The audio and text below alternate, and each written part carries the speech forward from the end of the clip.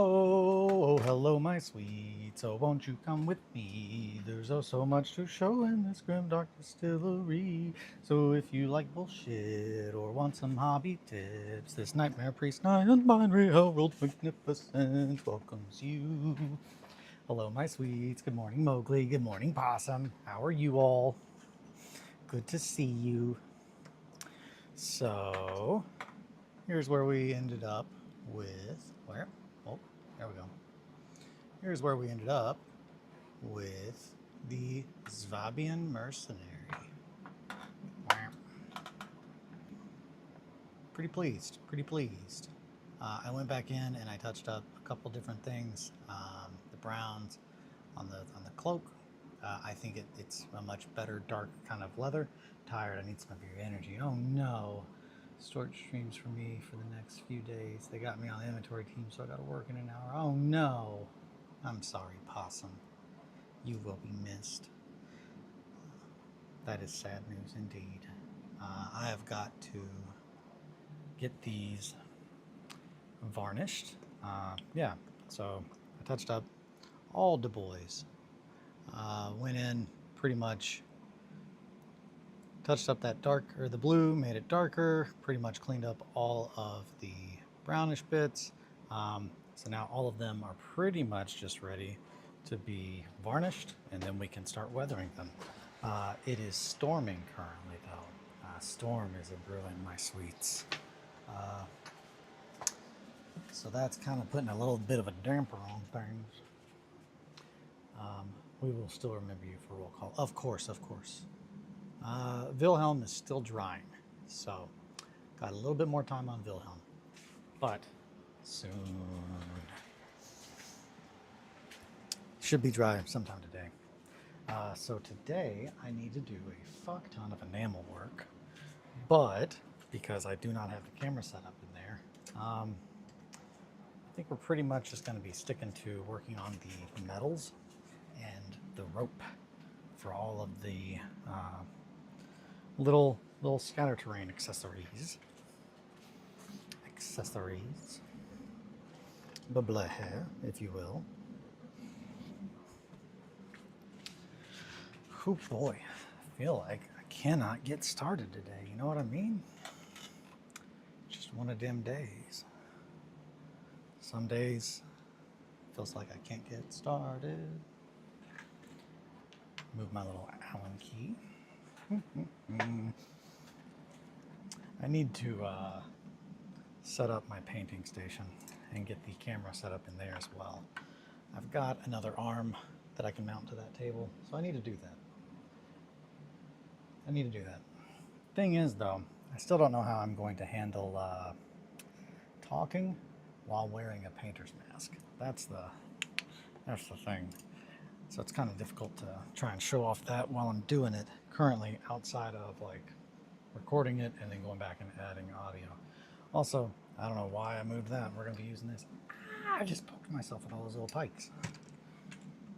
Like 5 of them all at once. I got pike stabbed. It just turns into muffled yelling. Yeah. That's me being very angry at whatever I'm working on. Most likely myself. Me being just angry at myself. I'm just working on myself. So I'm going to move these off the table. The observant of you will notice different coffee cup today. Kelly is not feeling well, so she is home, which means that I did not make coffee in the to-go cup for her, so I did not use my cup. So we both have the Keepy with Glasses cups. If I had $1 for all the coffee mugs with kitties on them in this house. Thank you, Mowgli. Man, oh man. We got a lot of kitty paraphernalia, if you will. You walk in our house and you're like, hey, you guys like cats? I'm just kidding. I'm very aware. You will clearly like cats, like on a creepy level. And that's how I like to roll, baby. I'll put a little super glue in this guy. I'm gonna grab my zip kicker out of the spray booth. So today, well, I guess yesterday, hey, actually, I've got something that I have not shown you all, and I will do that because I think you all want to see it. I'm going to move a bunch of this stuff out of the way real quick. And I'm going to put my oils out of the way as well. I've got my little cups soaking in some acetone to remove all of the oil paint and whatnot. Hopefully that chemical combination is not an issue. I don't think it is, but I'm not a scientist. I'm not a triplet. I ain't never been a triplet. I think it'll fit right there. We're gonna zoom out. I'm gonna lift this. It's big.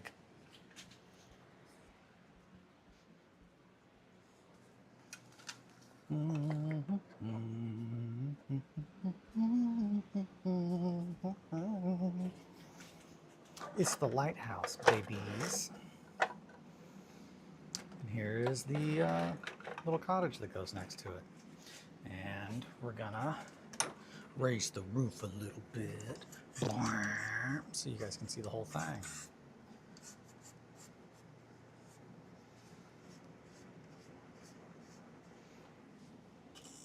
Yeah, still can't get the whole thing in, but I don't want to.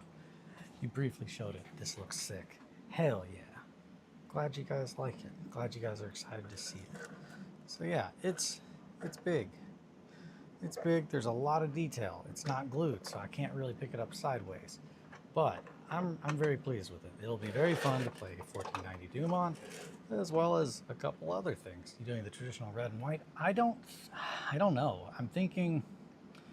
I was thinking stone, but I'm probably going to add a bunch of walkways and stuff around the outside to where it looks like it's been kind of repurposed, and people have been like living in the ruins of it. I think that's kind of where I'm leaning. And I definitely like the idea of a bunch of wrecked ships kind of leading up to it, like kind of having almost like little walkways built and whatnot. I think that would be really rad. But yeah, I'm really pleased with it. Definitely also glad that I went with the ruined version. That way we can easily play inside of it. But I just wanted to show that to you guys. And now I'll go put it back. Got more of the cathedral printed, as that boy is always adding more to it. Well, eventually he'll stop, but we got a spiral staircase that's pretty fucking dope. I'll drop this back down like it's hot. All the way down. There you go. Yeah. Pretty pleased. Again, very glad the lighthouse could be an entity luring sailors to their demise. Oh man, I really like that. I really like that. I need to, once I get more filament in, I need to print up like the caverns that go underneath. There's like 2 levels of caverns that go underneath of it that can be accessed through the little trapdoor in it, in the base. And here's side nave number 2. I'm printing actually this is side nave 1, I think, and I'm printing side nave 2. I really like these big old boards. I did have an issue while printing. This piece did not connect, and the piece that went from here to down here did not connect. So I'm gonna have to replace those with a piece of wood, which will be quick, but I'm okay with it. It didn't make me have to stop completely what I was doing and redo everything. Yeah, I think so. Little broken pieces. I think they're support beams. That's the only thing. The only thing that makes me think I should probably add them is I think they are structurally integral. Integral. Yeah, the oils on the little well dried, so it's looking good. We'll touch that up as well. Little pots that I was working on yesterday. I'm pretty pleased with them. Pretty pleased. I think they look very good.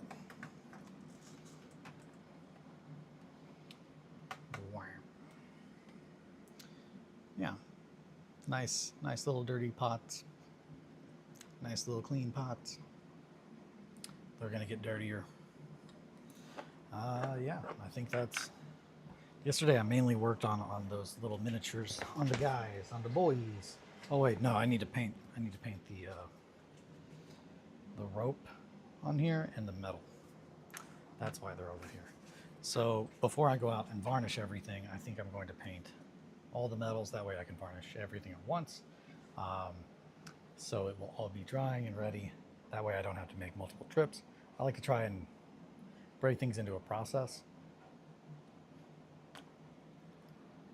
which I've talked about that a lot on here, but that's really the biggest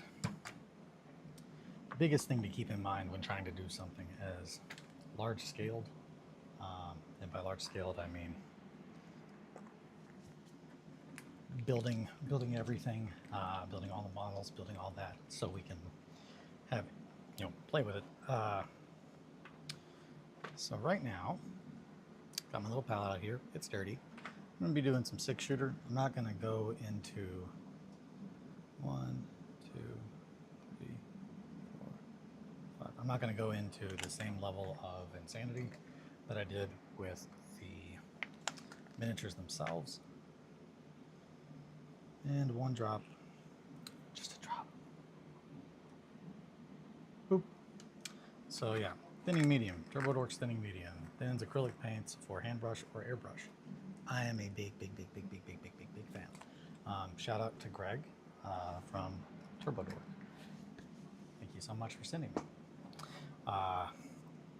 Sending me the things. Where the hell did my brushes go? They're over here. But yeah, love TurboDork. And the thinning medium absolutely makes it easier to paint with. It's good stuff. It's good stuff. So I'm just going to mix that in. I'll move this over here, that way you guys can see the palette. I'll also adjust the focus on this so you're not just looking at a blurry desk setup. There we go. It's often odd that I'm like, okay, how far do I go? And trying to see over here, it's just like, is that in focus? It's in focus now, baby. So yeah, got this nice and mixed up, and it's just very milky,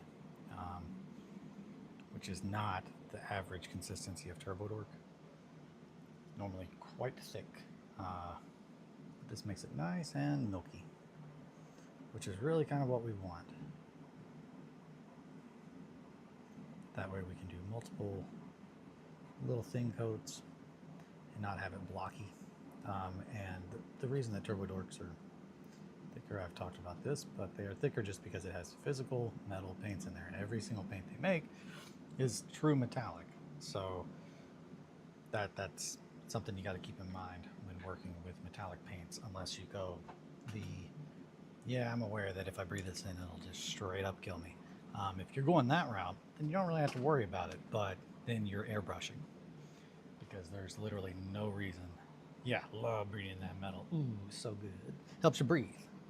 You gotta take your magnesium pills. That way you can breathe easier. It's just a block of magnesium. You just. Yeah, if you're hand painting with lacquers or true acrylics, like Tamiya kind of stuff, I'm not saying you're doing it wrong, but you're not gonna get what you think you're going to get out of it. Like, they pretty much are made for airbrushing, almost exclusively. Like, that's, otherwise it just becomes way too sticky. It's just such a different kind of medium, and whatnot, and what have you.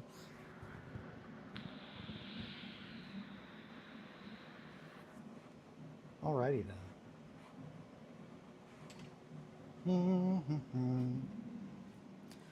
Also, last thing, then we'll get some paint.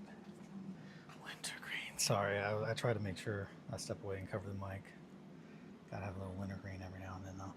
These are parts of the rural building from Reconquer Designs. It's pretty sweet looking. This is what has been fucking up on me for like a week, and I've tried to print it 4 times on Grebo and Greblin after fixing it and fixing it again.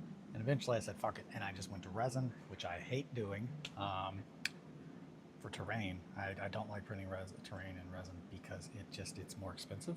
I prefer to use the resin.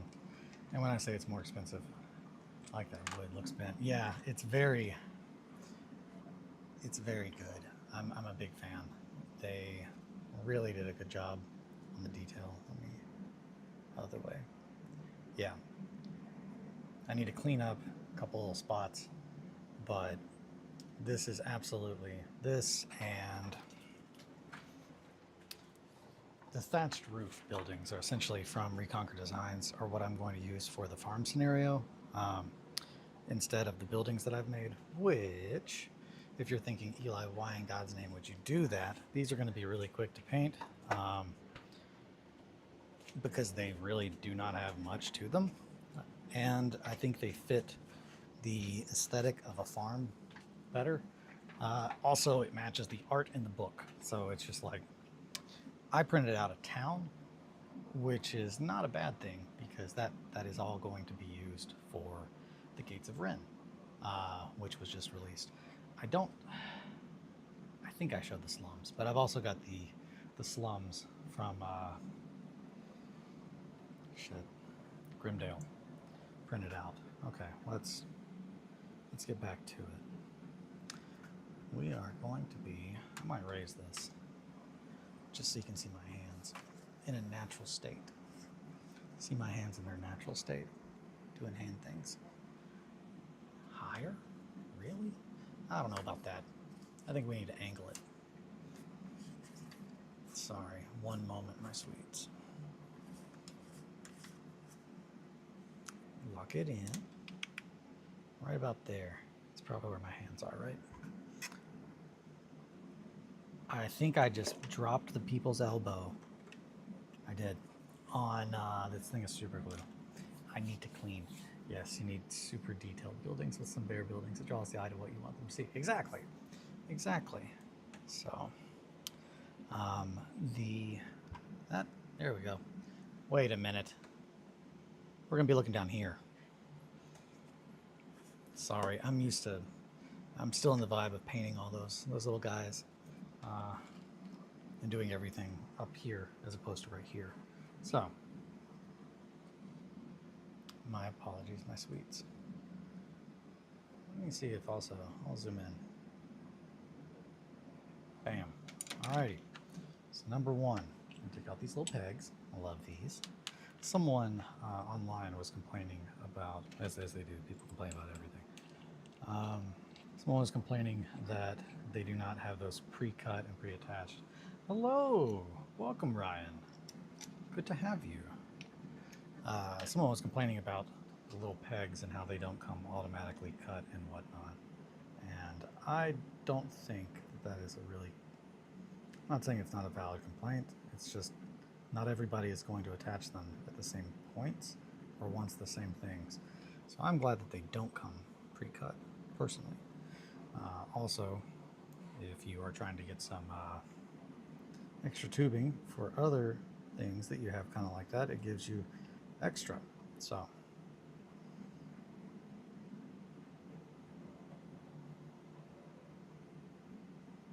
we are pretty much just going to be painting all the metal today. And the rope. So just lots of little rivets. Rivet, rivet.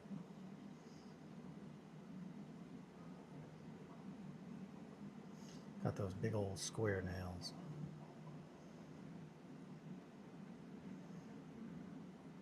Oh, the times.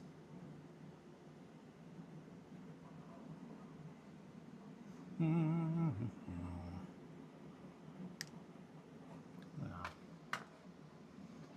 There we go. Make sure that I don't have that in the...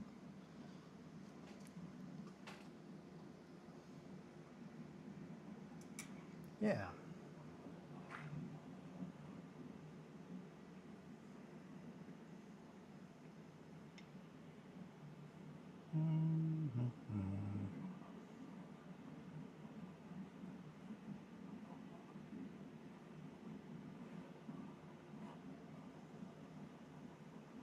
Someone went real heavy on the nails on this side. They were like, that shit's not coming off. And I get it. Better to over-engineer than under. That's what I always say. And every tradesman who comes in my house is like, man, a psychopath did all the wiring in your house. What were they wanting you to do? Be able to run a drill press and a hairdryer in the same room? And I'm like, yeah, it was me. And I just stare. On a real note, though, literally every tradesman that comes in, once they see it, they're just like, what the fuck? Just like, I over-engineered my house because I love my family. I want them to be safe. And while only one of them has opposable thumbs, the others can't get out of the house if a house fire starts. So it's just like, you gotta think about that. They have had their part break, so they said, screw it, add 30 nails. Yeah, they were like, all right, no, we're done. That was pretty quick. That's one down.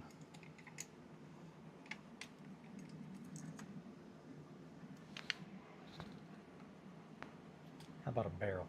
Yeah, we want to do a barrel. This is not the most exciting part, but it has to be done. That will be done.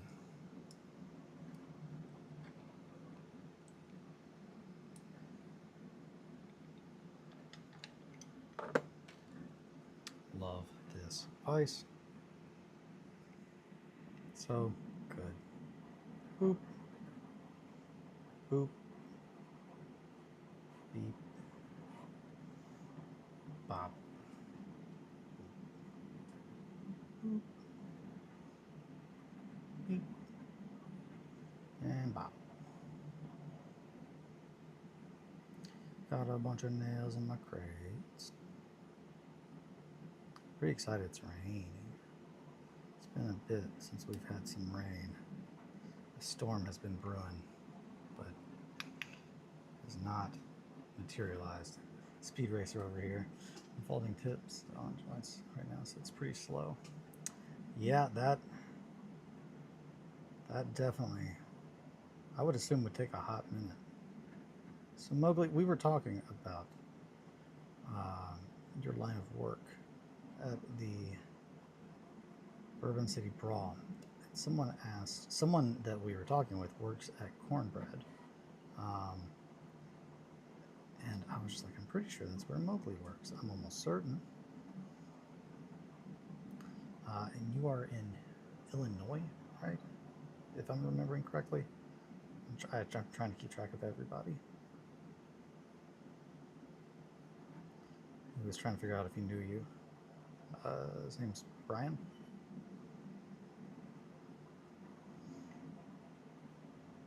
But he was, I think it was Brian. I might be misremembering. It might be someone else. No, it was Brian. Steve Shankly's friend.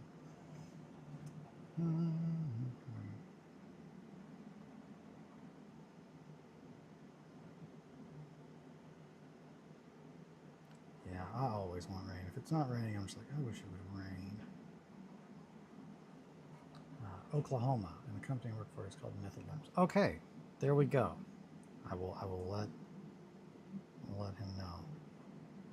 Because they were talking about, like, we do have, people who do distribution, but they make, he said that they grow everything and, like, they process everything where they are.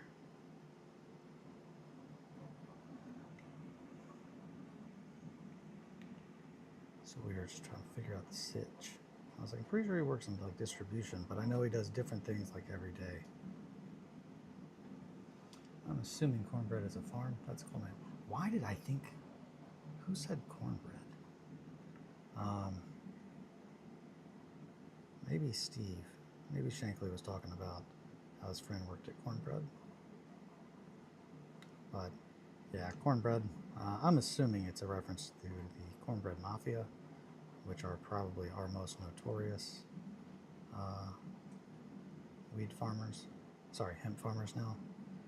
If you're ever like, man, I got a good idea. I think I'm gonna sneak onto somebody's property and steal from them. pro advice: don't fucking pick them. When I worked at Bluegrass, that's the thing. Like when you have cell phone towers, you got to think about where you're going to put all those things. And the amount, they had at least I think 2 on their properties. And hot damn, you want to talk about guys that are like covering their shit. Like when you get there, they're like, "Yep, here's my permits, all the blah blah blah," and she's like, "Dude, I'm just here to work on the tower."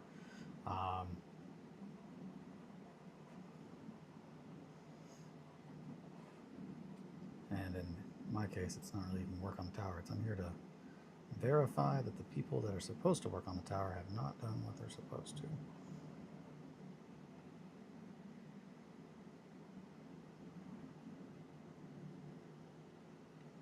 As is often the case.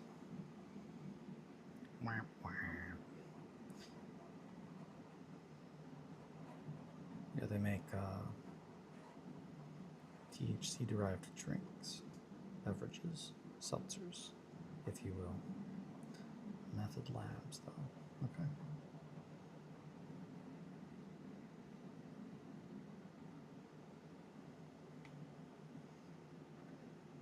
Get one of them Mowgli pre-rolls.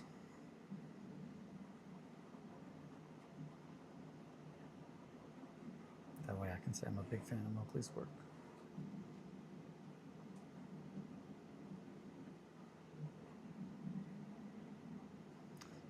You don't have to bend my arm, I guess. I guess I'll support Mowgli.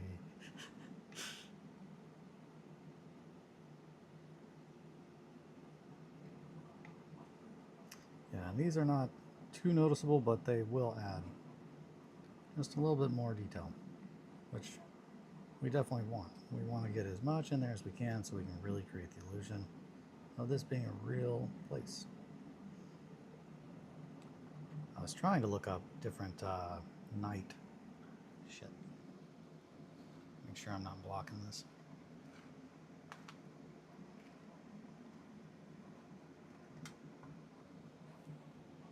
Let's zoom up or go up just a smidgen. There we go. I'm already zoomed in as far as I can. I hand roll the hash holes donuts personally. That's rad. Assuming Cornbread is a farm, that's a cool name. Yeah, Cornbread is the name of the company that makes like THC drinks. But I know that I would assume that that's probably the name of their farm too. I'm not sure. I'm not sure where the line stops. Yeah, I want this to be my career. I have 5 years experience. I'm trying to get into a more prestigious company. Hopefully move. I love this plant. And roll that. Hell yeah, man. That's, I get it, dude. Like, it's really cool when you learn some science stuff that also has like other benefits. But that was, with brewing, that was the #1 thing for me, was not even like getting to drink the beer, but being like essentially like a home chemist, like a little scientist, just making beer was fun. Since we kind of don't do that anymore, I actually, a lot of the stuff, the other day, Steve at Bourbon City Brawl was asking where the cheesecloth that I use for my chainmail came from, and I don't think I ever got around to answering it because there were a lot of questions. But I'm almost certain that it came from a brewing kit, that it was a bag specifically to hold grains, and it's the only one that I've got out of all my cheesecloths that kind of has that texture. So I'm really not looking forward to the day when I run out, because then I will truly have to remember, where the hell did I get that?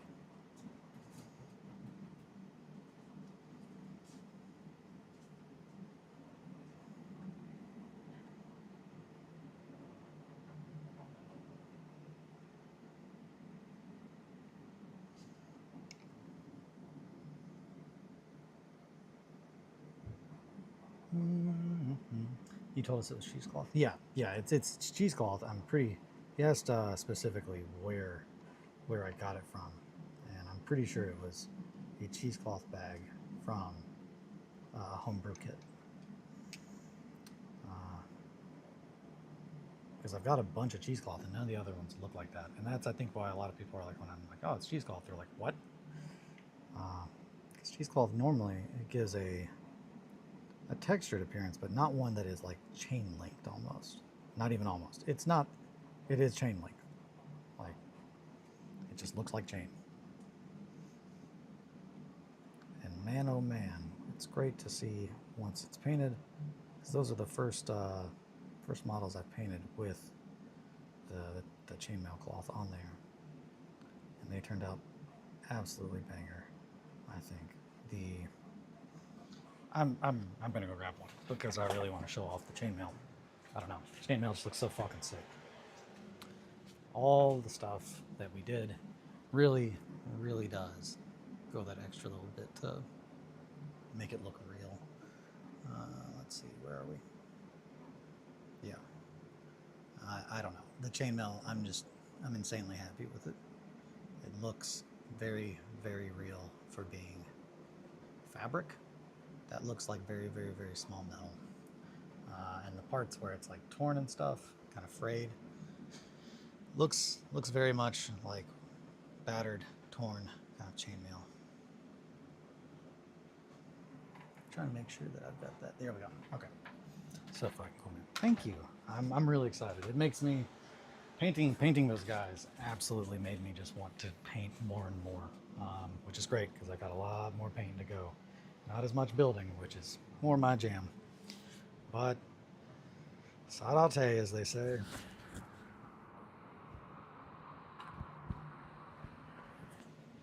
Winter cream.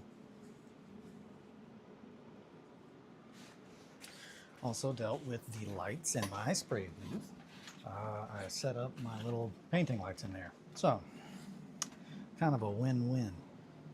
Which I initially was really angry because I was like, man, my fucking light went out. But I was mainly angry because I needed to get in there and mess around with the printers. From a painting perspective, the light that I had in there was absolutely terrible. And it's not so much the light was bad, I guess the placement, there's only one bulb, so it was kind of like above the desk. So it would like light the desk up, but it did not help for painting as far as that goes. It's practical, not functional. Not something you often really think about.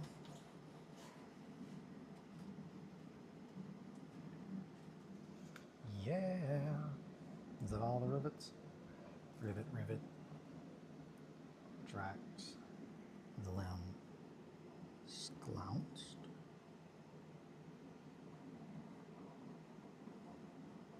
Yeah. Oh, nope. There's 4. Nope. 8.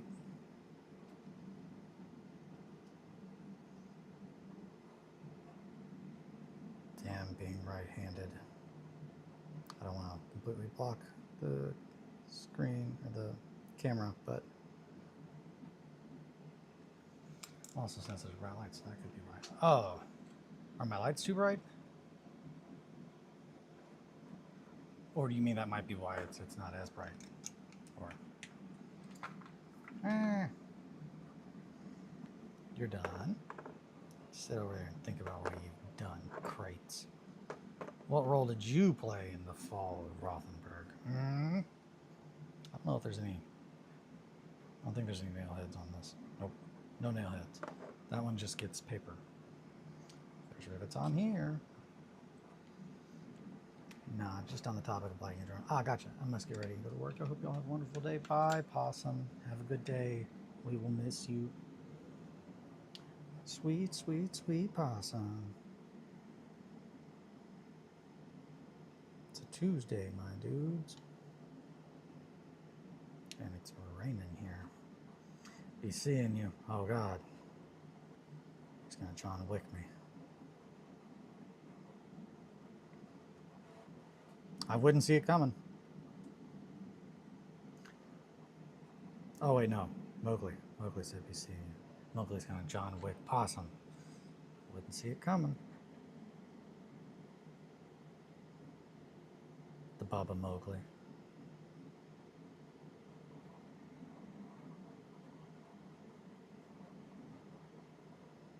first John Wick movie was fucking rad.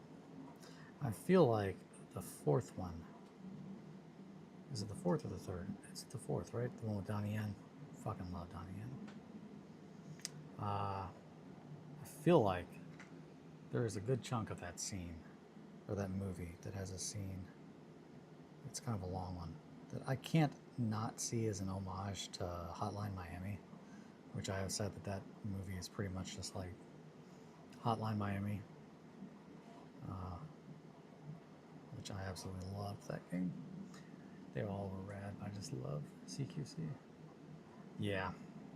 Yeah. Same. Yeah. No, they were all, I thought they all were rad. There's definitely a level of like suspension of belief that I have to get into, but once I get past that, I'm like, yeah, this is rad. Sometimes you just need some wild action.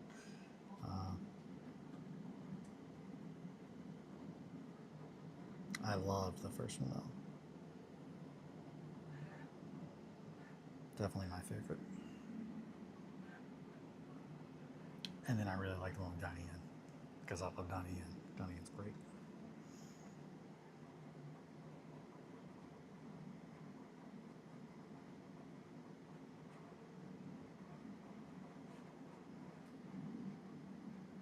I could watch him fast punch things all day. In fact, I've definitely done that some days. Some days.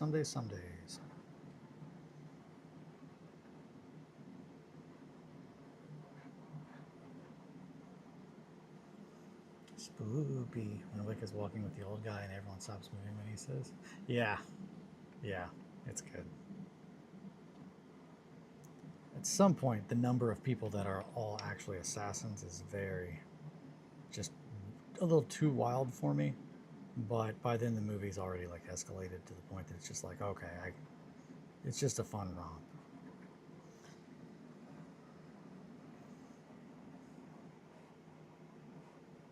With Keanu.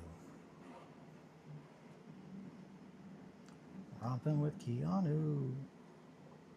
Something. Got it? Yeah, I got those. All right, bam. Making good progress. This is the other way. This is the way. A little bag of pots.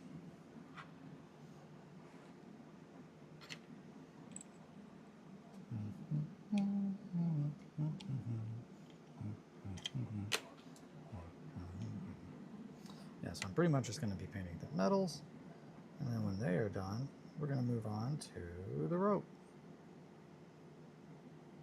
Just get all the metal done before moving on to the next color. The Asian assassins wouldn't kill him because they didn't think they were worthy. Badass. Real fucking rad. Yeah, so rad.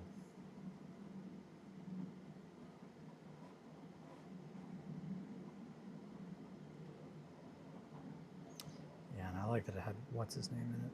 I'm not going to be able to remember his name. But I really like the actor. He was also in Bullet Train. But he plays his like old friend.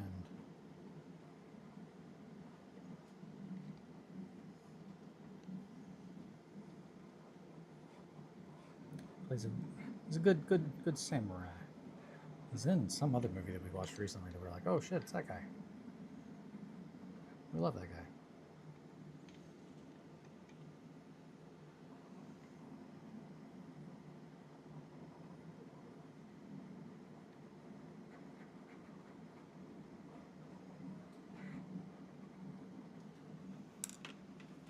Alrighty. Moving right along. Yeah. I can look it up. Let me see.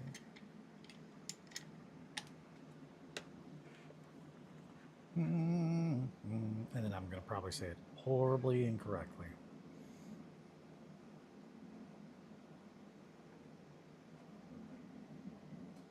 It's not Donnie Yen. Hiroyuki Sanada. This guy. I'm a fan of that actor. He's a good actor.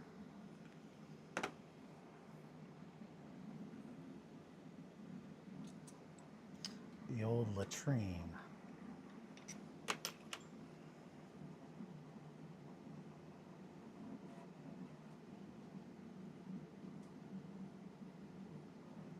For when you get tired of just... Oh shit, I thought you were talking about the bald one. The bald one.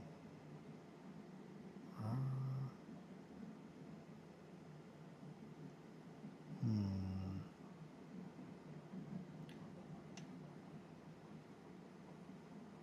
trying to think who that is. The sushi guy who's an assassin. Oh yeah, no, that guy is rad. Yeah. Yeah, I know who you're talking about. No, yeah, that guy's rad too.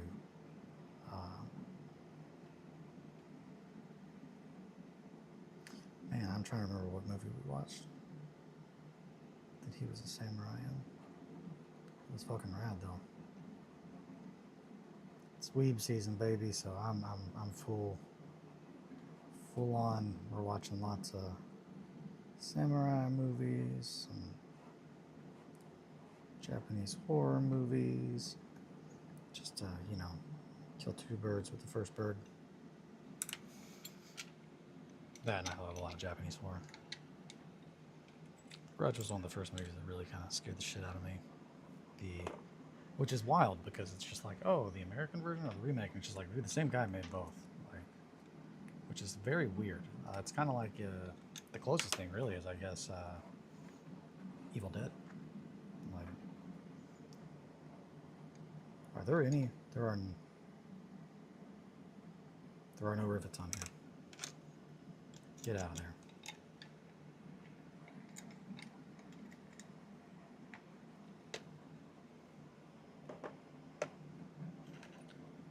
There are rivets on here.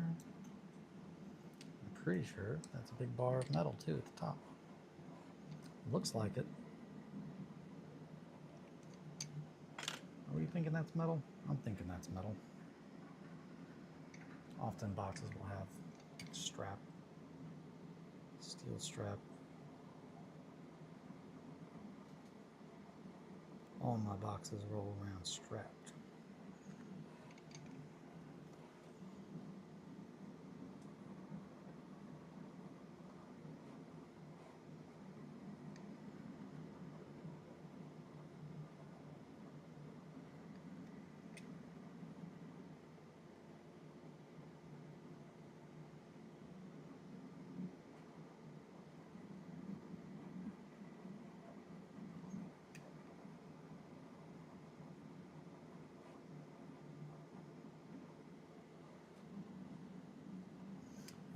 I don't know if I said the color. Okay. There's a zombie movie where they cure the infection, but everyone who was a zombie remembers what they did as a zombie. That's gnarly. They get released in society. Everyone's calling them murderers, so some radical like zombies really snatch a zombie in the facility. Hell yeah. That's rad.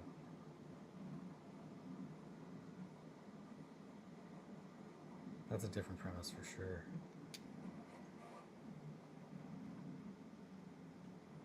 Last night we watched the 2008 Friday the 13th. That's probably my favorite Friday the 13th. I'm not a huge old slasher film fan, except for like the originals. But outside of that, like I've never seen. I think I've seen part 2, Friday the 13th, the one that actually has Jason doing the killing. Spoiler alert. But if you've ever seen Scream, which you should, you already know that Jason Voorhees was not the killer until the second film. It's one of my favorite actresses. One second, let me find it. BRB. Chill.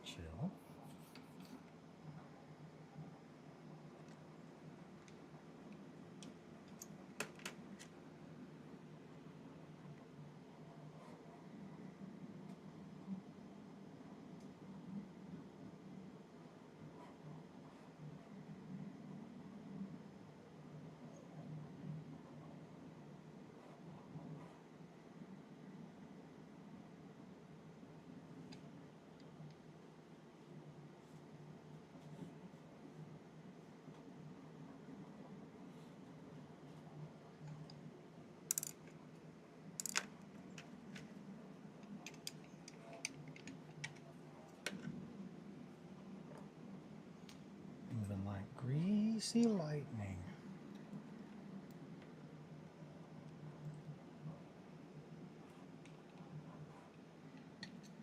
Me, I am.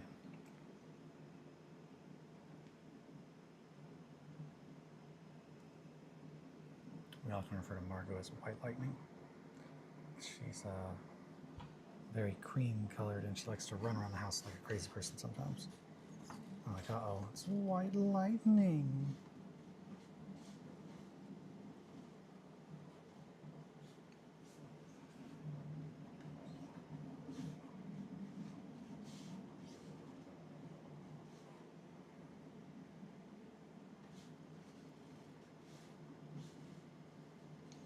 Yeah, we are pretty much. Good morning. Welcome, Star. Good to see you. Good to see you. Just painting a whole bunch of little metal stuff today. That way I can varnish it and then weather it and then it'll be done. And yeah, pretty much weathering. Weathering is the last bit of stuff that I got to do on everything. So I'm feeling pretty good. Definitely going to be doing the playthrough this week, which I'm excited about. Elliot Page. Oh yeah, it's called The Cured. That looks good. Hi Star. Hi Mowgli. Hell yeah. Wait, The Cure. No, The Cured. Good morning, Shankly. Everybody's hopping in now. We watched the movie Cure, and it was pretty good. It was fine. There's definitely some creepy ass parts in it, but overall, I don't know if I would label it a horror movie. I don't know. I guess I would. It just didn't. It didn't give me as much as I had hoped it would. But it was a good film. It was fine. It was all right. I'd give it a 6. I'm a very hard grader though.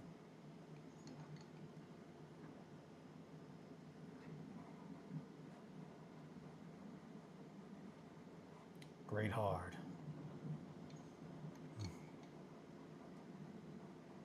Painting all the metal down. Sometimes you got to, sometimes you don't. Most of the time you do, though.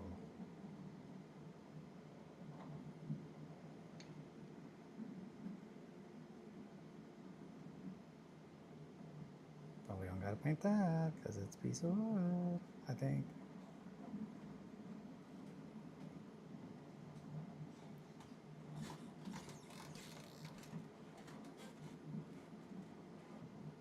Weird, Kelly being home. I can just hear someone walking around upstairs, and normally I'm like, what the heck is that? Definitely not award-winning. I watched part of VHS Halloween. Fun so far. Definitely not award-winning. Yeah, here it has more aspects, but it's more a story of how they are trying to deal with racism against ex-zombies. Gotcha. No, I mean, that makes sense. So much of horror is just dealing with social issues. And trying to make it in a more relatable medium for everyone to be able to kind of like, oh shit. You don't really know what you don't know until you've thought about it in a different eye, or, from a different stance often.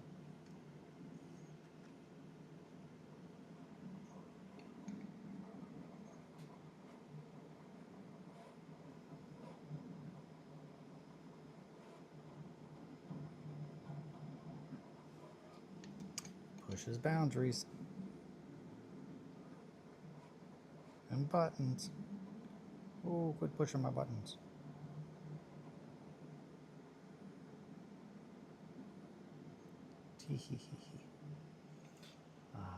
I like the idea that the people remember what they did and couldn't control it. Makes for some good dread. Absolutely. Yeah, that's gnarly. I've not heard of any zombie story that kind of takes that vibe. I don't want to ruin anything else. It's a good movie. Okay. No, I'll check it out. Sounds like something I could get down with. For those of you keeping up with my journey in Ghost of Yotei. I collected the Kusarigama, which is like my favorite feudal Japan weapon. Very fun. It's like a flail that people actually used, but with a sickle on one end and no stick. It's not like a flail often. It's not really like a flail. It's more like a practical flail. Practical Flail is a good band name. I like the idea that it could also be taken as like you're practically, like you're flailing in a practical manner. Ah.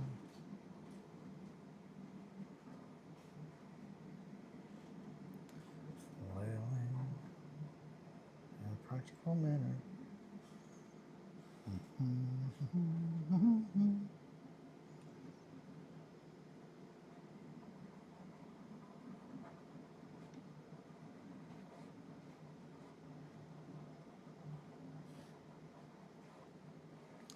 Very satisfying little spin. Feels good.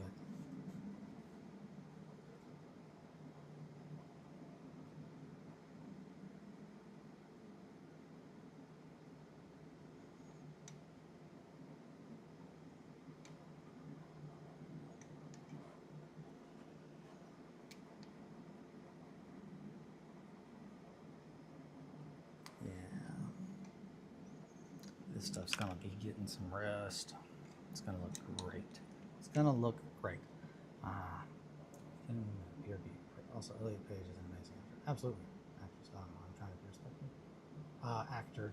Actor is technically the term anyway. So yeah, so your stream has been helping me with my creative block. I've been drawing and writing more. Thank you, Doc. No, that's wonderful. I'm so glad to hear that. That's absolutely. I don't know. That's the whole reason that I want to do this. Is I really don't think that there's enough people out there doing what they truly love, and talking about it and just being there for other people. There's just so much like salesmanship and bullshit out there. So no, that's wonderful to hear. Thank you for sharing. I really appreciate that. It means the world to me. Knowing that I'm doing something valuable with my time. For so long, I really thought that I was just throwing my life and my time away, and it's wild to think that hey, I could do what I actually love, and what I really want to do, and it can make a difference in people's lives in a way that, you know, forcing myself to do stuff I hate never could. So that's wonderful to hear. Would that be metal? No, that's a piece of wood. So is that. That's all wood. Wow, that was easy. Done. 8 little dots. Call it done, baby. And I'll put them on here just in case there's some crazy angle that I want to take a picture of, and you can see underneath the cart that this had little nails in it too. You never know. That's the whole reason that I really went ham on getting everything I need to try and broadcast, and that's why I've not spent the time like learning all the tools yet, because that will be quicker than building everything I need to make. So I'm just trying to hope that's already done. That's done. These are just wood. This has got some metal on it though. Get in the clamp. In the clamp. The clamping cown. Clamping cown is one of the names in Kelly and my book of silly monsters that we just kind of have talked about as long as we've been together. We were all camping out at my buddy Ed's parents' cabin, and in the middle of the night there was this awful noise, and like we woke up and we're like, what the hell was that? And I meant to say it's the camping clown, but I said it's the clamping cown, And that quickly turned into something else where we were like, okay, well, what is that? What does the clamping hound look like? And it's pretty much like kind of like a clown, but it's got clamps for hands. And that's pretty much where we got with it. But we often make reference to the clamping hound. He'll get you. He'll clamp you. I cannot imitate the noise that it made, whatever it was. I'm assuming it was some kind of bird or small fluffy animal. They make some really nightmarish noises when you're not paying attention to them. They're out in the woods. Especially foxes. Foxes make some of the scariest noises in the world. Which, speaking of scary noises, that makes me think of the recommendation I made a while back. For anyone who has not heard it, The Book of the New Sun is by Gene Wolfe.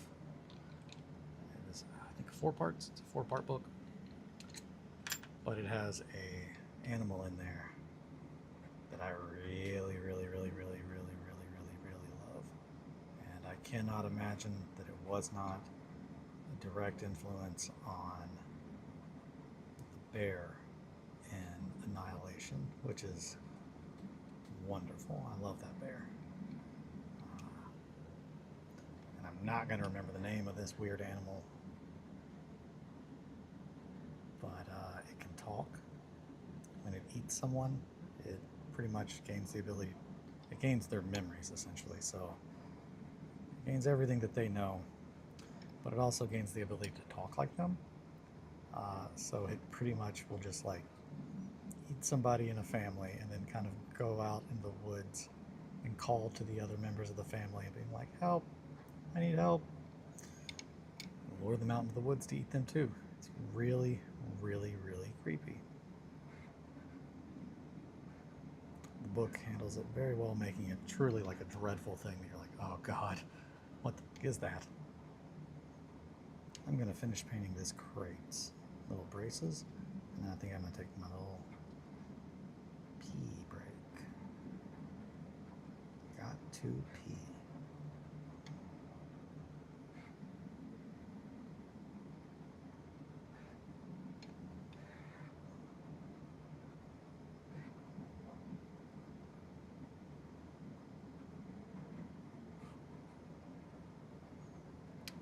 Getting some metal on that knot, but I'm gonna come back in and paint over that.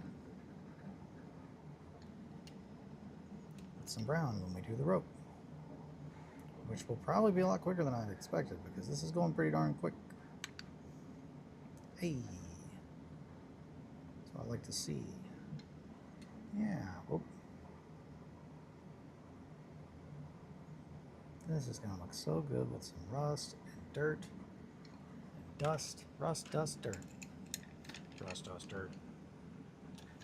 All right, everybody. I'm gonna go pee. I'll be right back. 9:05. Hey, I'm not even too late. All right. Be right back, guys. Wham, wham, wham.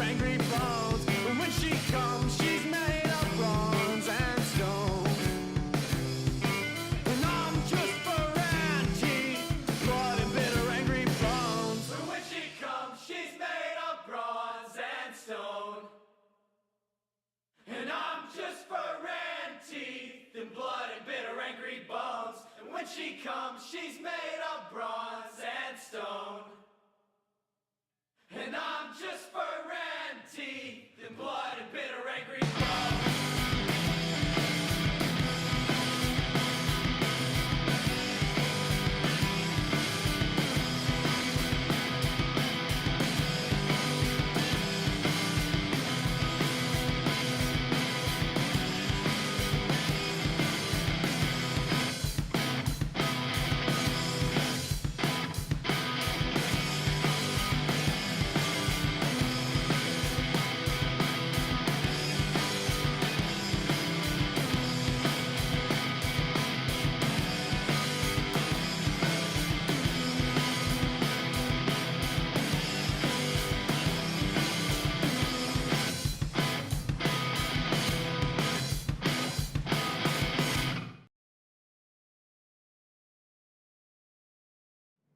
And we're back. There's my mouse. So it's literally like right here. And I was just like, where the hell did my mouse go? Marta was just like, Dad, there's a mouse in the house? You didn't tell me there were no mices here. Better not be no mices.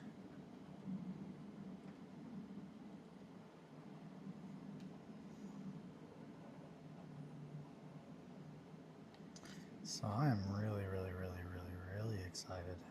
Once we're done making stuff for 1490, we're going to be moving on to some sci-fi stuff. And I think the first thing I want to finish is my cacophony. Just need to make some real gnarly, messed up Emperor's Children. That is what I think we all need right about now. And I think all the little tips and tricks that I've picked up with working with oils and whatnot is really going to go a long way.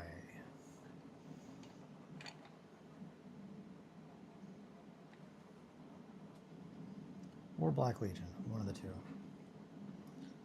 Probably the Emperor's Children, though.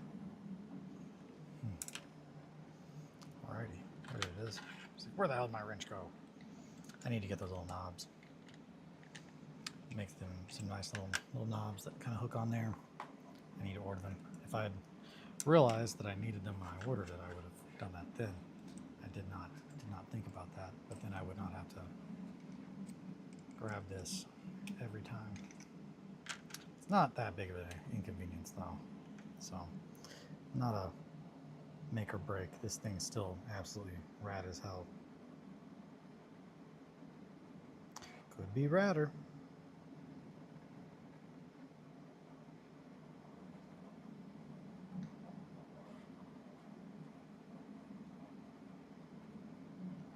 That, and I need to pick up the fixed base one so I can work with things like grief. Giant, big things that need to be held in place.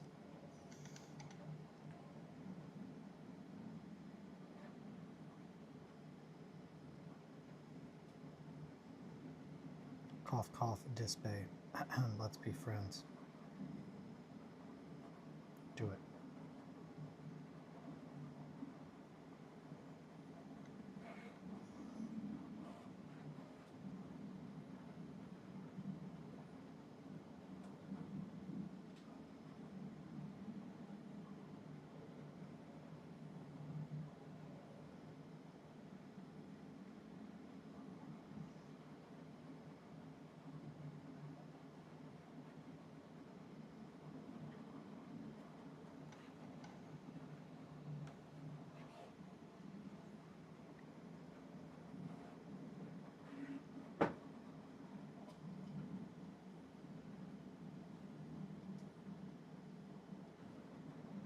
Also, on another positive note, I believe that the rain has slightly calmed down, which means that I will be able to varnish after we get off here. I was a little worried about that because it's just very rainy. It's supposed to be rainy all day, and I was like, if it's storming, I'm not too sure how well that's going to go. I can always varnish them and then bring them in to like the spray booth and let them sit in there. That way it's not as, wet where they're trying to varnishly set. They're going to be very stinky though for a little bit. But I'm already gonna have a respirator on, working with the animals. So that'll be okay. I'm back. Welcome back, Mowgli. Good to have you back. Good to have you back. Good to see you. Good to see you. We're making pretty darn good progress, if I don't say so myself. Lots of little dots. Now the insane person in me is like, you know, we could have skipped all this if you just let me put rivets in there with little metal balls. And I'm just like, yeah, but you're an insane person. So that's why we didn't do that. I'm trying to let you drive the ship a little bit less these days, crazy Eli. And I'm just like, wah. I didn't even see that, but I just assumed that's where a dot would be. And it looks like there was one that was kind of obscured by the paint. Now once this has all been done, I'm not putting a lot of paint on here. These are small little dots. Once they're dry, I'm going to go back over it just real quick with, I want to say it's Tin Fox, whichever one is not the Tin Star 6-shooter. 6-shooter is what I'm using now. Silver Fox. Yeah, once I'm done putting these on, we're going to hit it with Silver Fox, which is it is the lighter metal color, just to get just a little bit more, but I don't even know. I might just say fuck it on that because we're going to be weathering it. I don't think it being brighter is going to give us too much, if a noticeable benefit at all. I'll have to see. I'll probably do a test run. I'm thinking not, though. I don't think that we're going to need to, because really all we're doing this for is to get, one, a little bit of color on these nails, two, some metallic flake on there. Because when we hit this with weathering, like all of the little dudes that we painted up, metallics, messing around with true metallics, it just really makes a big difference when you go to weather or to try to alter the colors with oils. It really, I mean, just a little bit of burnt umber on those different types of metal that we put on there really accentuated it. And since these are such a small little dot of paint, I don't think there will be enough variation to justify putting time on it. And that's not me cutting corners, it's more, I don't know if it would be worth the time because I don't know if you'll be able to see it. There comes a time when it's just like, okay, the detail is not, you have to make sure that you pick the right things to spend the time on when you're detailing, or when you're doing anything really. And trying to streamline your process into being the most logical. Fuck it, silver spray paint. Oh god. Just the whole box. I really need to get my spray booth, like the paints and everything, set up in there, and get a better kind of system as far as where everything goes. Kitties and cuties are working hard, printing the rest of that building. You know I love them.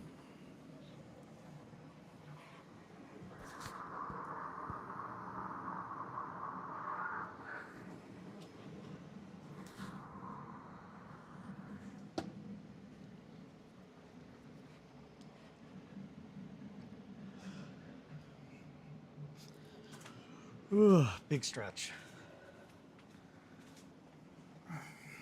Okay.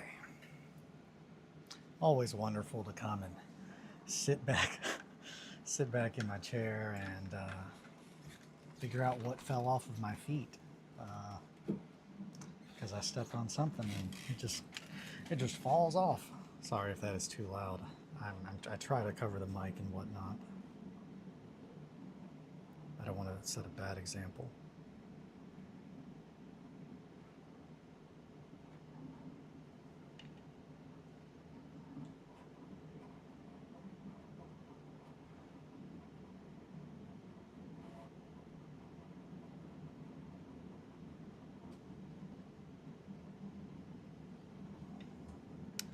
I am a grown-ass man, though.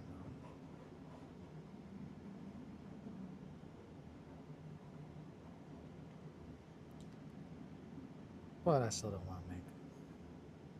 You'd be like, hey, that's a good bad habit to pick up. I'm trying to quit myself.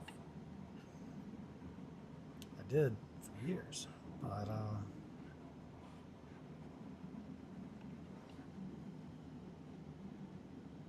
things happen.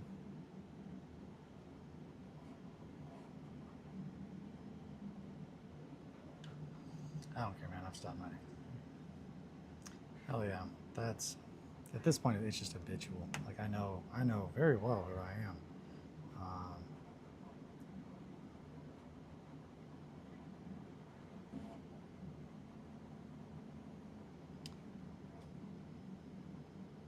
I am absolutely prone though to anything that can become habit forming. I'm just like, man, don't need to get involved in that. I tend to go a little overboard or have problems being like, hey, I should stop. But if I really want to, I typically don't have issues with that. That's the problem.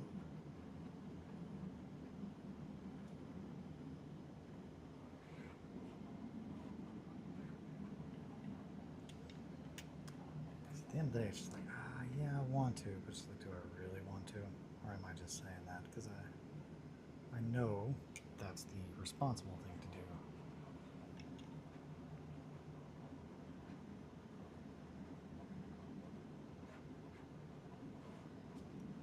I will do that though.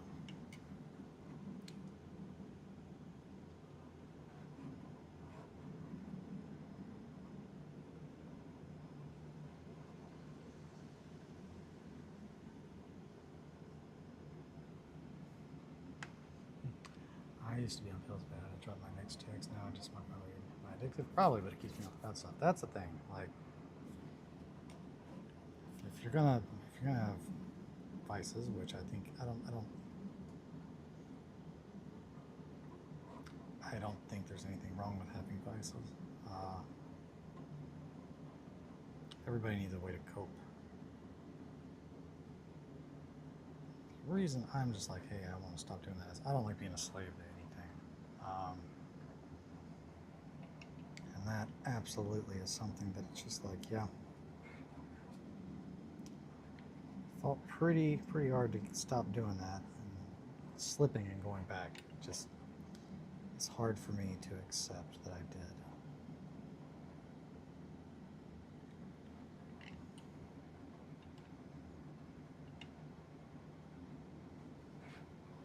Again, willpower plus 10, but then it's just like, well, I have to want to do the thing that I'm trying to stop. I have to want to stop.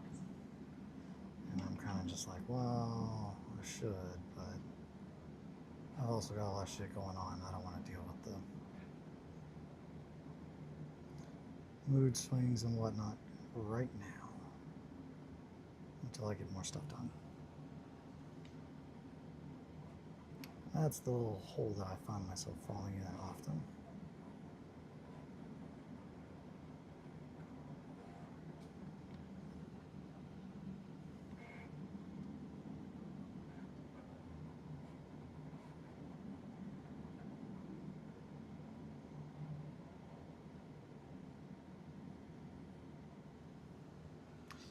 And I also stopped drinking. I drank when I was a kid, but it's no longer a problem. I only drink with my buddy. I just lost me for addiction.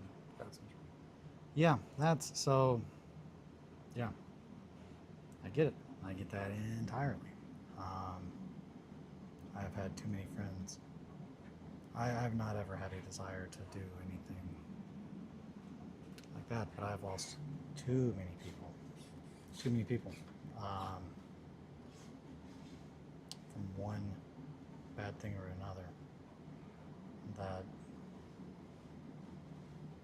if I had any desire before, I sure as fuck don't now. But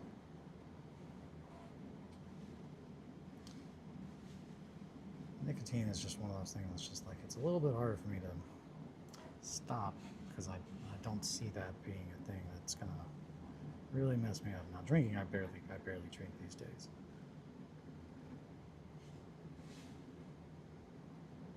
Typically prefer the old slippery crispy. These barrels are looking great.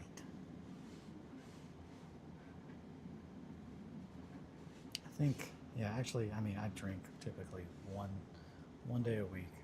We go to the brewery. We go to the brewery down the street. We go to the brewery down the street. And hang out with my friend Doug, who I like to go see. And that's just kind of a thing that we do once a week to hang out with him, have a couple beers. Moderation is key. That's one of those things that I've never had a problem with, fortunately, is drinking.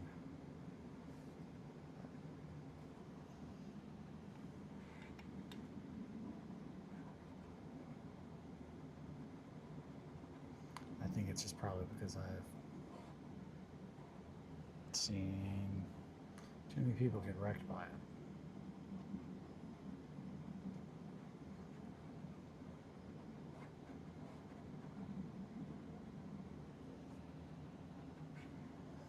Okay, so one of my brothers addicted. He's no longer with us. Fuck me up. I'm really sorry to hear that, Mowgli. Yeah, man, that'll do it. And that is fucking rough.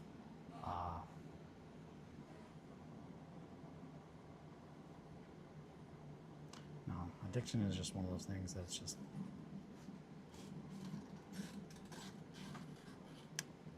It's hard to, if you do not have a understanding, it's really hard to, I think, for a lot of people to empathize and understand. It's just like, yeah, they didn't choose to OD or they didn't choose to do this. Like it's escapism. I mean, that's every vice. I mean, that's essentially, vices are tools to escape. There are other alternatives. That's the thing. So that's some real talk. I'm really sorry to hear that, though, Mowgli. It's not. It's a pretty small brewery. It's called Flywheel. It's just right down the street from my house. Stumbling distance, I often say. But yeah, we typically will walk down there, have a couple beers, and then I come back, and then I do the evening hobby hang. As you guys often see. You don't get to see me at Flywheel, but you get to see me afterwards. It's typically why I'm on a different vibe on the evening hobby hangs. Every time I hear brewery, I think of Charlie and the Chocolate Factory Size. Oh no, we had a stumbling night. We went to a Mexican restaurant after it was me. Hell yeah, that sounds great. So it's the first brewery that our town had. I think we have two now, but which Kentucky's got a ton of breweries, but it's typically people think of distilleries more. But yeah, I love Flywheel. It is our cheers. We walk in and everyone's like, hey, we are not trying to toot my own horn, quote unquote downtown famous. Like, so just when I don't know what that says. It's just like, if you go into one of the places downtown, we typically get a warm welcome. And it's nice. It's nice having a little community. But no, it's probably, oh boy, if I had to guess how big it is.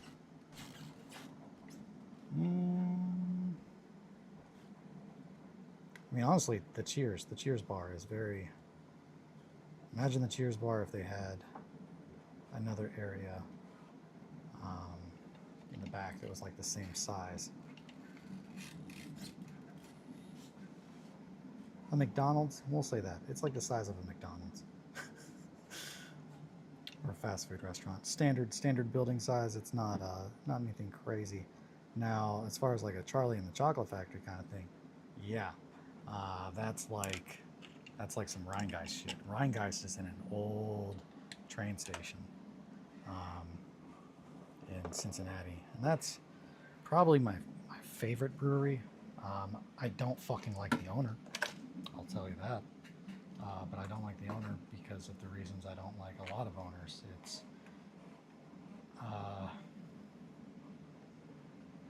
if you don't love the thing and you're clearly in it just for the money, it often is very easy for me to see that really up front and pretty fucking quick.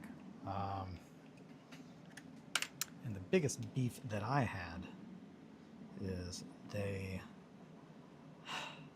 they were trying to, it's right on the other side of the river from Kentucky. Kentucky has very set in place alcohol laws. They have been there for a very long time.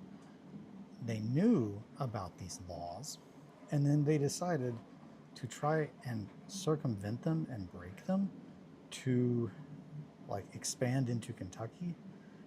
And then they tried to play the victim, and it's just like, dude, this is 100% a choice that you all made, and you're trying to play the victim and act like you're a small brewery, but you are literally like the problem. You're a much bigger brewery coming into our state and trying to sell to us without having to play by the same rules that every other brewery in our state does play by. And that's fucked up. Do I still like them? Yes, because I love the beer. But again, there's just a big difference. Like we haven't gone up there in a hot minute. Just other shit's going on, but it's always very, very enjoyable every time we go. I just don't like that guy. But I love their beer. Some of the absolute best beers I've ever had, and I think that have ever been made, are there. I stand firm on that. On the Peach Dodo Nitro, it's just, I've never had anything like that in my life. One of the most interesting beverages. Yeah, like a milkshake that is sour as fuck and will get you drunk is pretty much what Peach Dodo Nitro was. So good. That sounds nice. Ours are there full of country fucks looking for sex or fight. Yeah, and I live in a college town. We don't have breweries, alcohol, and other alcohol. So that is essentially what the bar that I was talking about the other night on stream was, or is the Bourbon Barrel Tavern. I do not go there because it is absolutely the kind of crowd that I don't want to hang out with. And then people often ask, like, oh, why don't you go there? And it's just like, there's all kinds of reasons. But honestly, one of the biggest reasons is because I have a brewery that is closer, that I love everyone who works there. Like, they are friends of mine. I don't know. It's just different. Now, as far as bars, my favorite bar in the world is Mag Bar in Louisville. It is a dive bar. And when I say it's a dive bar, I mean it is a fucking dive bar. I don't know if you're familiar with a band called Weed Eater, but they are fucking heavy. And they played there, and when I found out they were playing there, I was just like, dear merciful God. It'd be like trying to have a weed eater show in my fucking house. Like, it's just not big enough for a band that big and that fucking rowdy. Uh, but my buddy Garth went, and he was like, "Yeah, dude, it was fucking nuts." And I was just like, "Yeah, I didn't go, one, because of like the night of the week, but two, I don't know if I wanted to be there because it's like that just sounds dangerous." Uh, it's whenever Steve was talking about possible breather reunions, Kelly asked me, she was like, "Where would you want the show to be?" And I was like, "Oh, if I could have it anywhere, it would be Magbar." Uh, but I don't know if I can handle that. But that's Breather. The reason that Breather was so fucking good, um, not to make hi Yuri, not to make Shankly uncomfortable if he's here creeping, but the reason that Breather was so fucking good, and the reason it had such an impact on me as a musician, uh, and wanting to be a musician, is almost every show that I saw them at, there was no stage. It was very much house show-esque, uh, at a place called the Keswick Democratic Club. And there was a stage at Keswick. However, it was like 2 feet tall. Um, but that is essentially just where the kit and the amps went, like the drum kit and the amps. Like, I don't think anybody else was really on there. They typically played in the crowd. And Steve doing vocals in the crowd. It's the closest thing to like, oh man, I feel like I'm at church that I've ever experienced. And that is absolutely just the biggest part of that. And that scene and that vibe is the sense of community. And I don't know. There's few things that have ever like impacted me that much, like from a music level. I think really the next thing probably would be Polyphia, who made me play music again. I completely stopped out of a sense of resentment for how much of success is dependent on others, whether they understand what you're going for or not with creating art of any kind. And that can really lead to some real negativity. Hi, Yuri. But I'm very happy that I no longer have those opinions. And I owe that to Polyphia. Just a completely different goal on their end of making the music that they want to make, and kind of almost sneering, making a joke out of it. They are absolutely just a product of the internet. I feel like Internet the band, and my favorite album by them is called The Most Hated, and it's an EP. It's not even a full length, but that is what made me start to play music again, is that EP. And the whole premise was, we want to write a rap album with guitars, and I am very firm that they succeeded. It's just defying conventions, always trying to improve, and always trying to further oneself for your own goals as opposed to what other people are expecting.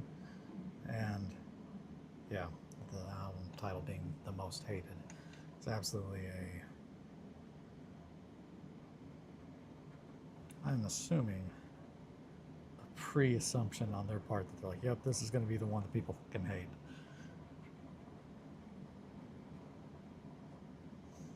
The Most Hated album? Yeah. What band are we talking about? Polyphia? Yeah. Yeah. That's my favorite band. And I'm pretty sure I've shown the piece that I'm making for Tim as a thank you. But that is on the list. I think that's probably what I'm going to work on in the mornings. Like, come next week, we're not going to be doing this stuff in the mornings. It's definitely going to be back to grief. I'm just trying to make sure I get everything done in time. But as soon as Grief's done, I think that's probably what I'm going to be working on, is finishing up Tim's model, or his sculpt. It's not a model, it's a sculpture. It's not on a base to play on, it's on a base for him to put in his studio and appreciate. I was very excited when I showed him the work in progress, that he said exactly verbatim what I told Kelly he would say if he liked it, which was, dude, that's sick as fuck. And that is verbatim. He said, dude, that's sick as fuck. I was like, thank you, Tim.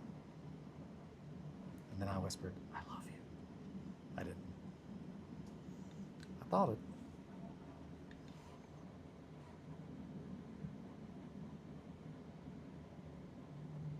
But that's the thing. If you give me back one of the things that I love, I like to return the favor and show my appreciation. And I knew that his aesthetic was very much along my own of what he enjoys. So I figured it would be something that he would really appreciate. And he did. Now I just got to finish it and mail it to him. Wow. I love their Bloodbath song. Yeah, I love Should Have. Should have. I don't want to be that creepy weirdo. I'm sure he gets way too much of that.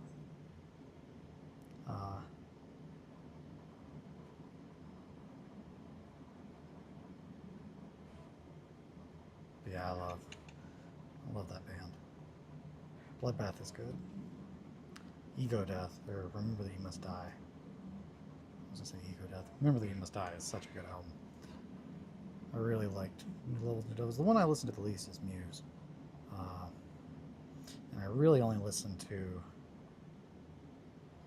Renaissance while I'm painting. And that is almost entirely nostalgia. Just because, I mean, it took me forever to get past only listening to that album by them. I mean, years.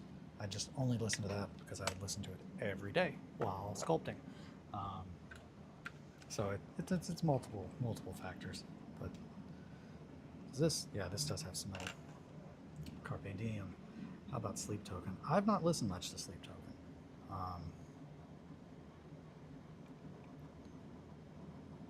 But I have been told I would enjoy them.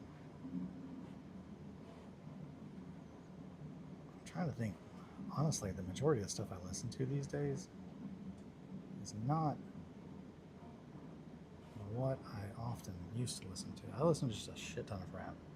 And if I'm not listening to rap, it's probably instrumental.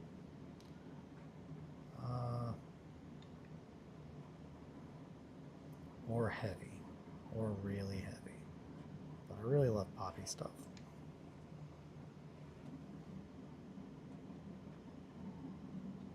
But I also really like bands like Converge.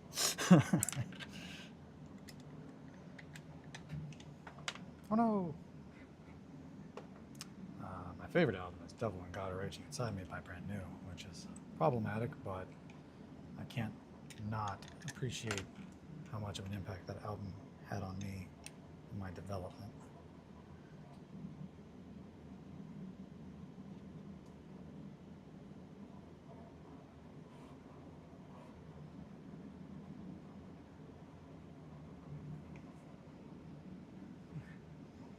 Joji. Joji is Filthy Frank, right? I know he doesn't go by that anymore. But that's all I can think of when I see that guy.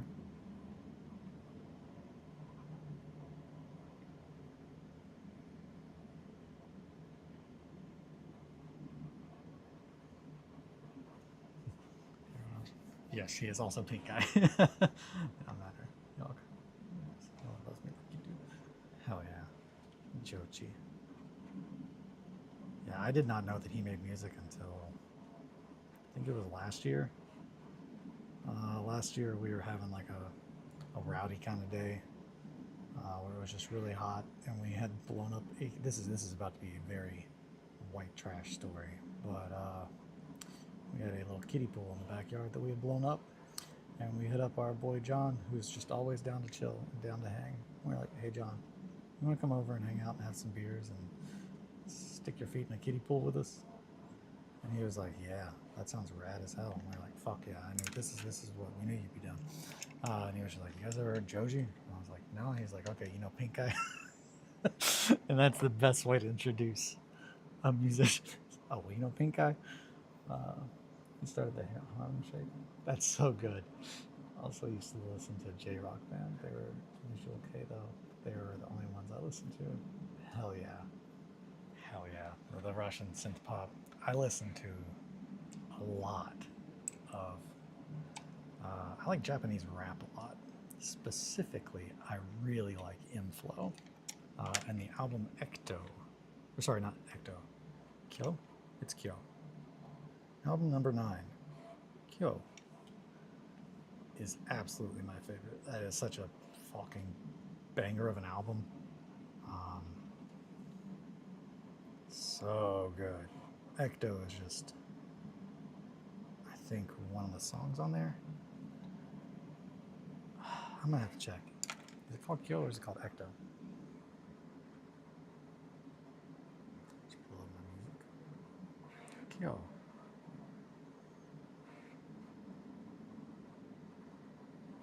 Yeah, Kyo. Such a good album. If you're like, man, I really want to listen to something that is just catchy as fuck, that would be my recommendation of the day. Sounds got a little yeah. I would also like to recommend you Hideyoshi, who is also a J rapper and also good. I'll listen to him. Hell yeah, I will absolutely check that out. Yeah, Ko, I want to say I just it's featured on some of Inflow's stuff, but I was listening to his album, one of his albums the other day. I don't know if Inflow is, I thought they broke up, but then they have like a newer album. But I can't tell if it's like all the members. It seems like the female vocalist is not as present in the mix, if at all. Which I gotta say is one of the absolute biggest selling points of that band, is her vocals are just so sick. It's just the catchiest shit. Holy shit, I wrote the fucking best hooks, yeah.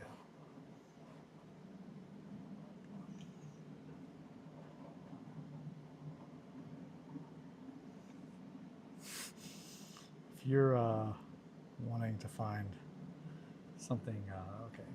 AP, the only Russian synth pop song I want. Alright. I will check that out. Then you can delve deeper if you wish. I will note that down as well. I'll give both those a listen. If you're wanting to find a little bit of humor and see a legitimate, very good reaction from Tim from Bolivia, there is a video of him listening to other people like playing their stuff.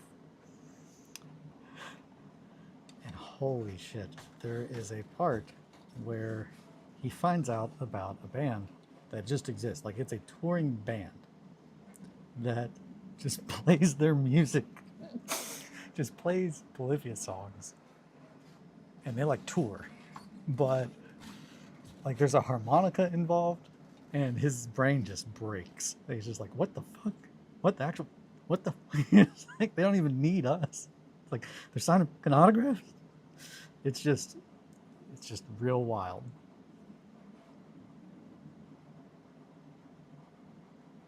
Very funny. It's a funny boy.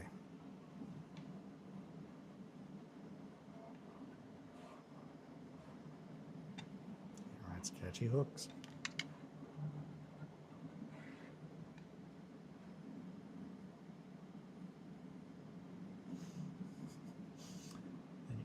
Because of the Cold War, everyone in the audience is stone-faced, and the people on stage are bumming. That's so good.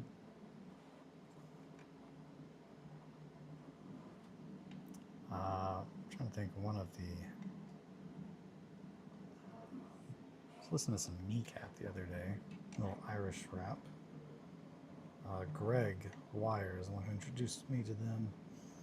Shout out to my boy Greg.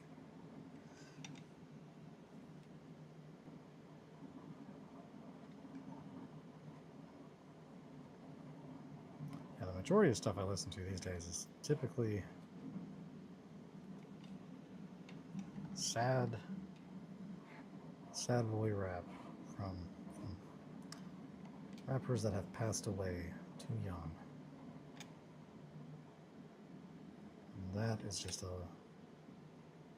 kind of a leftover of coping, I think, from when my cousin passed. That's when I started listening to Juice WRLD, Mac Miller, that whole group. Oh man, we're down to one box, everybody. Hey, I'm on that one box shit. Oh, and the lid to this barrel. All right. You sit there. You sit there, barrel lid, and you think about what you've done, which is great because I'm pretty much out of paint that I've already made.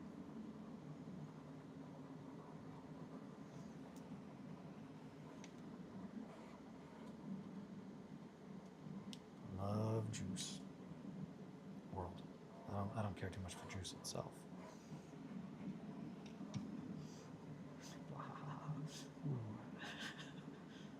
That was the one song that came to me. It was on the 70s, I think. Oh, is it? Shit. 70s? That came to me. It's not the Rasputin song, right? No. That's not even Russian.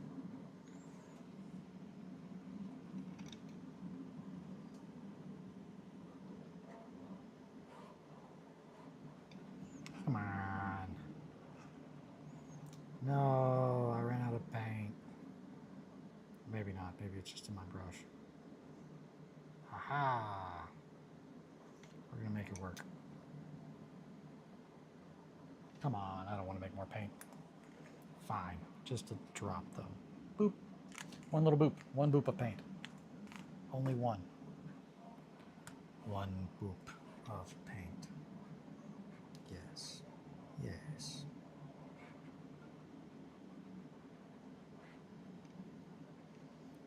Beep, beep, beep. Beep, beep, beep. Boop, boop. Ba-da-bow. Ba-ba-da-ba-da-ba-da-ba-da. Boop. Alrighty, we're doing it. Uh-oh.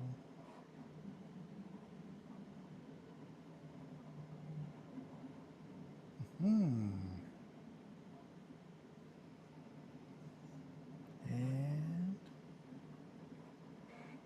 yeah.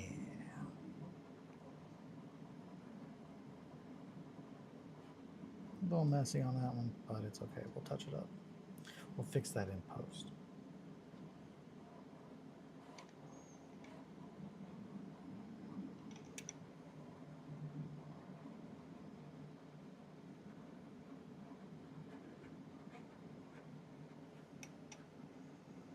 Yeah, looking beautiful. What a pretty little trunk. It's like you could sit it at the bottom of your bed, wake up every day and think, man, I wonder what am I going to wear today? And you open it up and you're like, I guess I'm going to wear the one article of clothing I've got because it's $14.90, baby.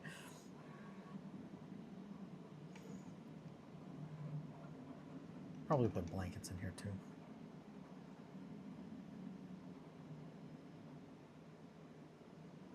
Or an embarrassing picture of SpongeBob at the Christmas party.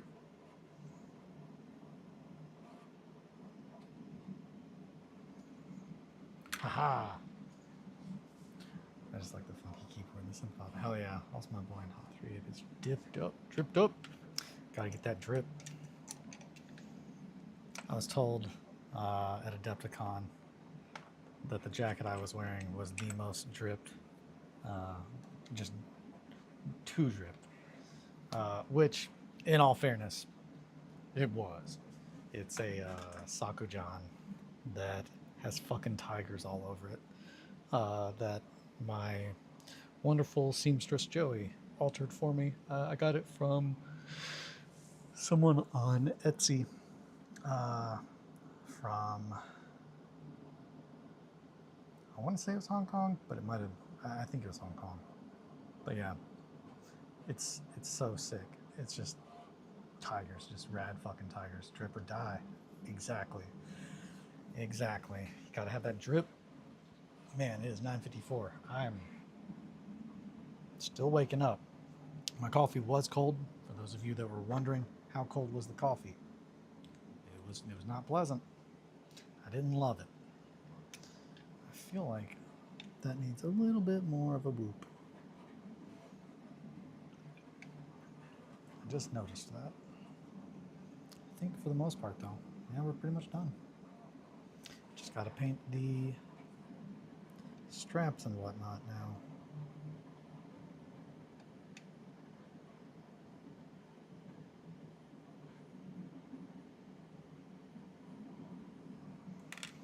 But yeah, I think, especially the barrels. The barrels looking pretty dope.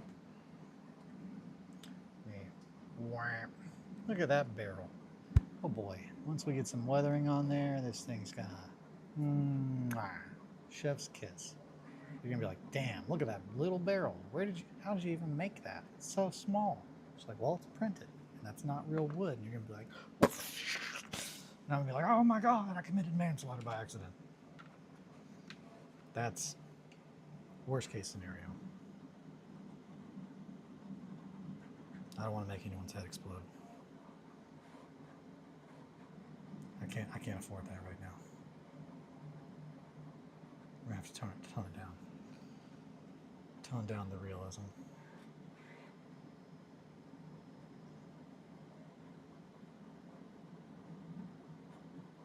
Yeah. I give these guys a little touch up as needed. Only a few spots though that really need it. The rest is pretty much just kind of wood. And then we're going to paint the shields. I'm going to do that.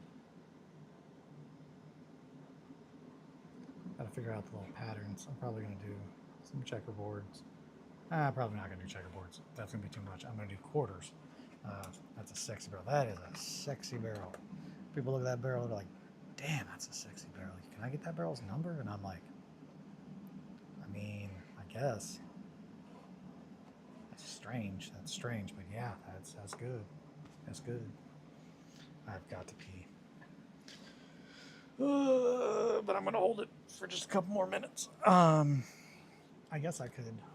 I don't want to start saying goodbye yet.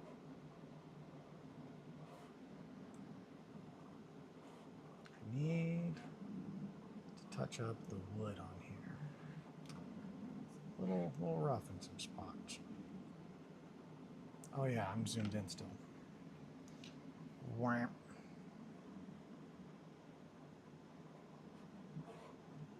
It's a fine line between just out of focus and really focused. But yeah, I'm feeling good. I don't believe Yuri was here earlier, so I can, come on, baby, let's bob for apples. Come on, baby, let me bob for some apples in that barrel. She's like, get away from me. I'll go ahead and show these just because I know Yuri was not here earlier. So this is where we finished prior to weathering. Here is the Zvabian. Very pleased with how it turned out. It's not in focus. Are you in focus? There we go. Yeah, the Zvabian turned out very, very good. I went back in and I touched up a couple spots. I did add like a half check up here, where it's just like a line with a couple little squares. Tried to make it to where it looks like it's going around. The two lines, we got the checkers and the stripes. And then I just touched up all the browns, pretty much painted everything in. And now we are ready to varnish and weather. Same thing with all these boys. All the bandits, which I know some people are probably going to be upset that we don't have that really, really, really pretty blue anymore. No! We no longer have that really, really, really pretty blue on there from the oils, but I do think that this more muted tone is much more fitting. And there are still some spots where that really pretty turquoise is popping through in like the little seams and whatnot, because I do want to kind of show that there are places that are not going to be as, you know, dirty and, you know, faded over time. But I think that's probably closer to more of a Franconian blue. And I'm basing that solely off of the existence of French ultramarine, which is very blue. Whereas that I think looks like a very solid blue that's become dirty and faded over time. It's going to look better once we get some dirt and whatnot on there. But on that note, guys, I really do have to pee, and it is 10 o'clock, so I think I'm going to stop here. Isn't there a toxic blue? Anything that's got cadmium in it is probably. I don't know if cadmium is used in any kind of blue paint. Typically, I think cadmium is in yellows and reds. But have a great day. You like how did you stream? Well, thank you. Say it every time, and I'll keep saying it. But your all's time is the most important asset, resource, commodity, whichever you prefer that you have. And the fact that you share it with me seriously means the world. And hearing that I have an impact on you guys, just it keeps me going. So I appreciate you all so much. If you want to support me, there's a link in the fourth wall, or to the fourth wall in the description. I'm going to try to get some more shirts and stuff. I'm going to try to get shirts. I don't have any up there yet because I was still working on ideas and whatnot. And I need to pick out a different type of shirt that the goat. I was gonna say bah, but I don't know. That's a sheep. I don't know what noise goats make. I need to look into that. But yeah, thank you all so much. Mowgli, Yuri, Shankly, Possum. I'm trying to think of who else popped in. Mowgli, Yuri, Star, of course. Mowgli, Yuri, Star, Possum, Ryan. New viewer. I think that is everybody. But yeah, thank you all so much. Until tomorrow, take care of yourselves and each other. Sit pretty. Have a good day. Bye, guys.